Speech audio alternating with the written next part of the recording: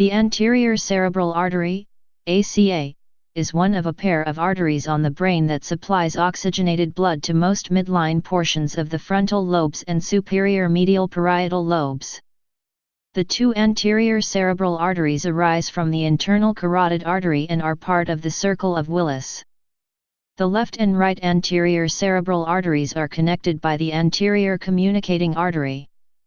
Anterior cerebral artery syndrome refers to symptoms that follow a stroke occurring in the area normally supplied by one of the arteries. It is characterized by weakness and sensory loss in the lower leg and foot opposite to the lesion and behavioral changes. Structure. The anterior cerebral artery is divided into 5 segments. Its smaller branches, the callosal, supracallosal, arteries are considered as the A4 and A5 segments. A1 originates from the internal carotid artery and extends to the anterior communicating artery, ACOMM. The anteromedial central, medial lenticulostriate, arteries arise from this segment as well as the ACOMM, which irrigates the caudate nucleus and the anterior limb of the internal capsule. A2 extends from the ACOMM to the bifurcation forming the pericallosal and callosomarginal arteries. The recurrent artery of Hübner, distal medial striate artery, which irrigates the internal capsule, usually arises at the beginning of this segment near the ACOMM. 2 branches arise from this segment.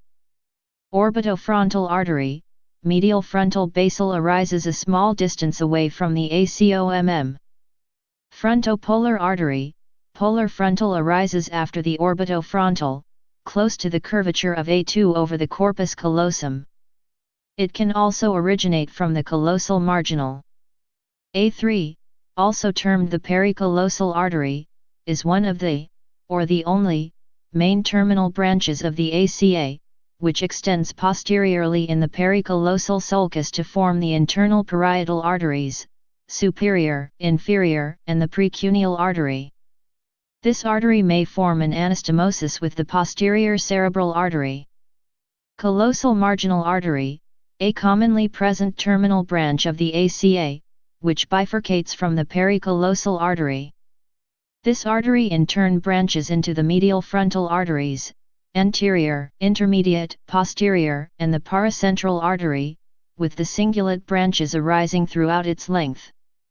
Depending on anatomical variation, the callosal marginal artery may be nondescript or not be visible. In the latter case, the branches mentioned will originate from the pericallosal artery. In a study of 76 hemispheres, the artery was present in only 60% of the cases. Angiography studies cite that the vessel can be seen 67% or 50% of the time. Development.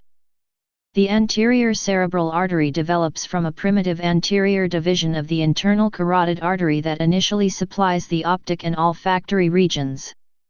This anterior division, which appears at the 28th day of development, also forms the middle cerebral artery and the anterior choroidal artery.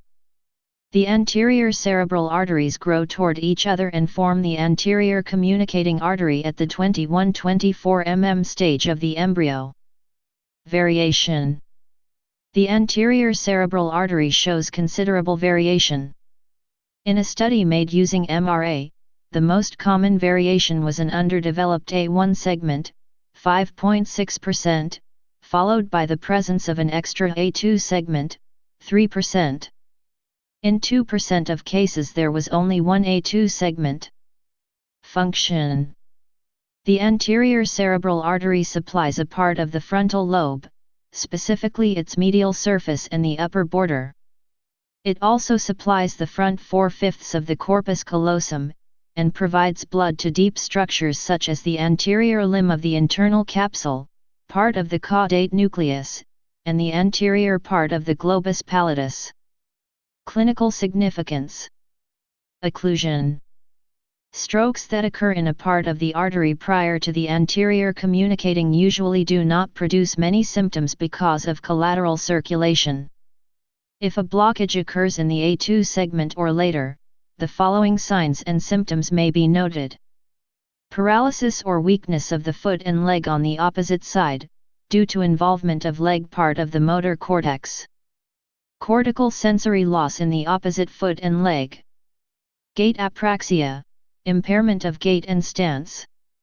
Abulia, akinetic mutism, slowness, and lack of spontaneity.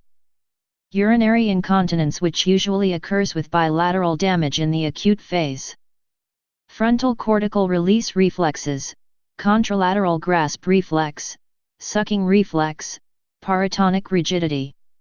Please subscribe and thanks for watching.